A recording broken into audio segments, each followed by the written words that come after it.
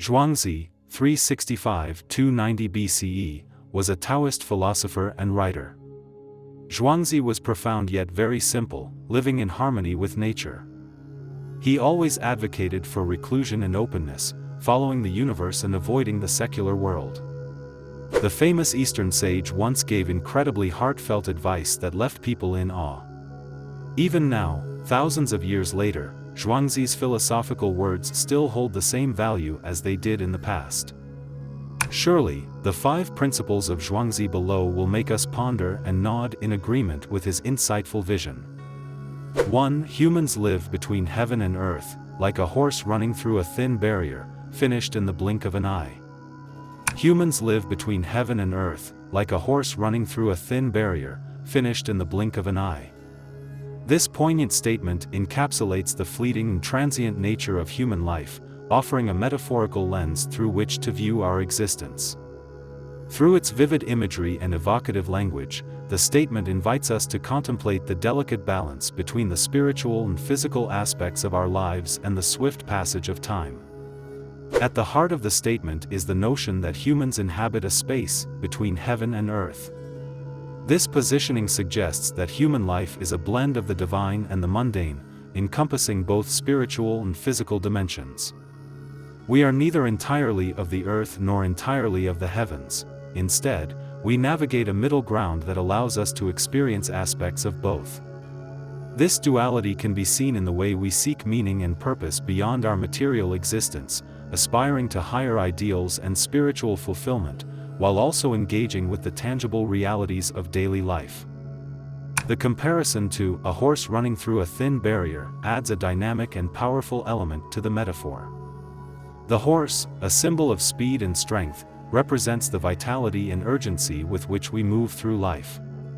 The thin barrier implies a fragile and easily crossed boundary, suggesting that the division between different states of being, such as life and death, or the physical and spiritual realms, is not as substantial as it might seem.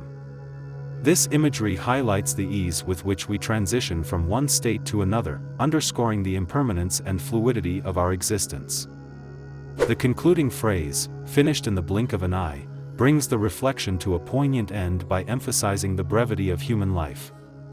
Despite the myriad experiences, challenges, and achievements that make up a lifetime, it all passes quickly when viewed from a broader perspective. This recognition of life's fleeting nature encourages a sense of urgency and mindfulness, prompting us to make the most of our time and to cherish each moment. In summary, the statement serves as a powerful reminder of the ephemeral nature of human existence. By positioning us between heaven and earth, likening our journey to a horse's swift passage through a thin barrier, and highlighting the speed with which life concludes, it invites us to reflect on the delicate balance we navigate and the importance of living fully in the present. Through this reflection, we are encouraged to appreciate the preciousness of life and to seek a deeper understanding of our place in the world. 2. If the water is insufficient, it cannot push a large boat. If the wind is insufficient, it cannot spread wide wings. The statement, if the water is insufficient, it cannot push a large boat. If the wind is insufficient, it cannot spread wide wings, captures the essential truth that significant goals and ambitions require sufficient resources and support to succeed. Through its vivid imagery, it underscores the necessity of a solid foundation and favorable conditions for progress. The analogy of water and a large boat illustrates the need for essential resources or support systems to move forward. Water represents these crucial resources, while a large boat symbolizes a significant task or goal. Without enough water, the boat cannot be pushed, emphasizing that substantial undertakings cannot succeed without adequate resources. The second part of the statement, if the wind is insufficient, it cannot spread wide wings, reinforces this idea with the imagery of wind and wings. Wind symbolizes external factors or support that facilitate progress, while wide wings represent the potential or ambitions of an individual or organization. Without enough wind, the wings cannot spread, highlighting the importance of favorable conditions and external support in realizing one's potential. Together, these metaphors emphasize the interconnectedness of ambition and support. No matter how grand a goal may be, it cannot be achieved without the necessary resources and support. This insight applies to various aspects of life, including personal development, business ventures, and societal progress. In personal development, individuals often set ambitious goals, such as pursuing higher education or achieving significant career milestones. However, without adequate resources like time, money, and support from family and mentors, these goals may remain unattainable. Similarly, in business, entrepreneurs with innovative ideas need sufficient funding, market support, and a favorable business environment to succeed. On a broader scale, societal progress also depends on the availability of resources and support. Initiatives aimed at addressing social issues, advancing scientific research, or promoting cultural development require substantial investment and collective effort. Without adequate funding, public support, and conducive policies, these initiatives may struggle to achieve their objectives. In conclusion, the statement, "If the water is insufficient, it cannot push a large boat. If the wind is insufficient, it cannot spread wide wings," serves as a powerful reminder of the necessity of adequate support and resources in achieving significant goals. It encourages us to recognize the importance of building a solid foundation and creating favorable conditions for progress. Whether in personal endeavors, business ventures, or societal initiatives, sufficient resources and support are crucial for realizing our ambitions and achieving meaningful success. 3. Ordinary people like those who take their side and dislike those who oppose them. The statement, "Ordinary people like those who take their side and dislike those who oppose them," reveals a fundamental aspect of human behavior, the natural inclination to seek affirmation and avoid conflict. This tendency is deeply rooted in various psychological and social dynamics. At its core, the statement suggests that people generally have a positive disposition towards those who align with their views and a negative reaction to those who challenge them. This behavior can be understood through several psychological concepts. One key factor is confirmation bias, the tendency to favor information and individuals that confirm our pre-existing beliefs and attitudes. When someone takes our side, they validate our perspectives, making us feel more secure and justified in our views. This validation fosters positive feelings and a sense of camaraderie. Conversely, those who oppose us challenge our beliefs, creating a sense of threat and insecurity, leading to negative feelings and a desire to distance ourselves from the source of opposition. Another important concept is social identity theory, which explains how people form in-groups and out-groups based on shared characteristics and beliefs.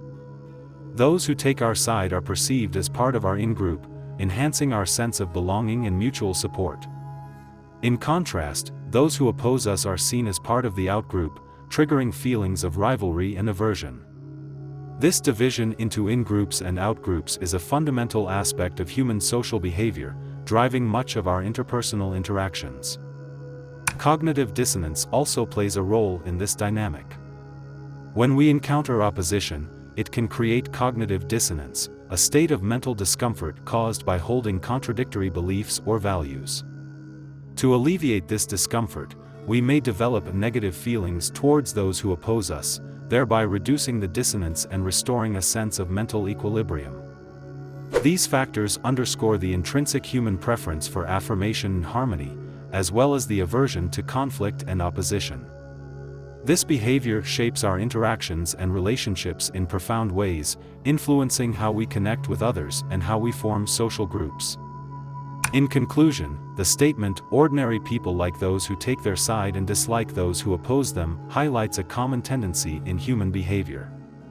It reflects our natural inclination to seek validation and avoid conflict, driven by confirmation bias, social identity theory, and cognitive dissonance. Understanding these dynamics can help us navigate our social interactions more effectively, fostering greater empathy and cooperation in our relationships. Recognizing these tendencies allows us to approach disagreements with a more open mind and a greater willingness to understand different perspectives, ultimately leading to healthier and more constructive interactions. 4. The greatest sorrow in life is the death of the spirit. Physical death is only secondary. The statement, "The greatest sorrow in life is the death of the spirit, physical death is only secondary," delves into the profound distinction between emotional and physical suffering. It posits that the loss of one's inner vitality and sense of purpose is a far greater tragedy than physical death. This perspective highlights the importance of emotional well-being and a meaningful life. The death of the spirit. The death of the spirit refers to a state where an individual loses their sense of meaning, purpose, and emotional vitality. This can result from prolonged depression, severe trauma, chronic stress, or the loss of loved ones. When the spirit dies, individuals may feel disconnected from themselves and the world around them, leading to feelings of emptiness and despair. This state of inner death can cause a lack of motivation, hopelessness, and an inability to experience joy or fulfillment. It represents a deep level of suffering that affects the core of a person's being, making it a significant source of sorrow. Physical death as secondary. While physical death is undoubtedly a significant event, the statement suggests that it is a natural part of the life cycle and, therefore, less tragic than the death of the spirit. Physical death is inevitable and, in many belief systems, a transition to another state of existence. In contrast, the death of the spirit signifies a profound loss during one's lifetime, where the quality and essence of life are diminished.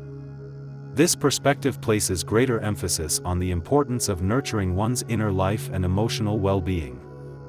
Implications and conclusion.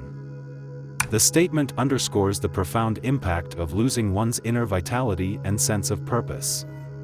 It suggests that while physical death is a natural and inevitable part of life, the true tragedy lies in the loss of the spirit, which can lead to a deep existential void and suffering. This perspective encourages a focus on maintaining and nurturing one's inner life, emotional health, and sense of purpose. The importance of finding meaning, fostering connections, and cultivating resilience is crucial in preventing the death of the spirit. By prioritizing emotional well-being and a sense of purpose, individuals can lead fulfilling lives despite the inevitability of physical death. In essence, the statement calls for a deeper understanding and appreciation of the inner aspects of human existence, recognizing that they are what truly give life its value and significance. In conclusion, the greatest sorrow in life is not the inevitable physical death, but the loss of the spirit. This insight emphasizes the need to nurture our inner lives, maintain emotional health, and find purpose, as these elements are what make life truly meaningful and valuable. 5. You cannot discuss the ocean with a frog at the bottom of a well, nor can you talk about ice and snow with summer insects. In the realm of communication, the limits of perspective and understanding often shape the effectiveness of our exchanges. This concept is poignantly illustrated through the metaphorical statement, "You cannot discuss the ocean with a frog at the bottom of a well, nor can you talk about ice and snow with summer insects." At its core, this statement emphasizes the inherent limitations of discussing topics with individuals who lack the relevant experiences or perspectives. The frog confined to the bottom of a well has a restricted view of the world. Its understanding of the ocean, a vast and boundless expanse, is beyond its grasp because it has never seen or experienced such a grand entity.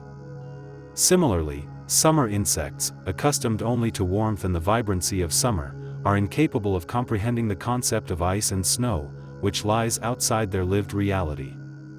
This metaphor illustrates a fundamental truth about human communication: meaningful dialogue requires a shared frame of reference. When individuals come from vastly different backgrounds or have divergent experiences, bridging the gap in understanding becomes challenging. Without a common context or knowledge, discussions can become ineffective, as one party may struggle to relate to or fully grasp the concepts being discussed. The frog and the insect serve as symbols of limited perspectives, entities constrained by their environments and experiences. Just as the frog's view is restricted by the well, and the insect's understanding is confined to the summer, so too are our discussions limited by our own perspectives and experiences. Effective communication, therefore, demands an awareness of these limitations. It requires us to recognize when our audience may lack the necessary background to fully engage with certain topics. To foster meaningful exchanges, we must strive to bridge these gaps by providing context, seeking common ground, and acknowledging the limits of our own perspectives. In conclusion, the statement serves as a reminder of the importance of perspective in communication. By understanding and respecting the limitations imposed by differing experiences and viewpoints, we can enhance our ability to engage in meaningful and constructive dialogue.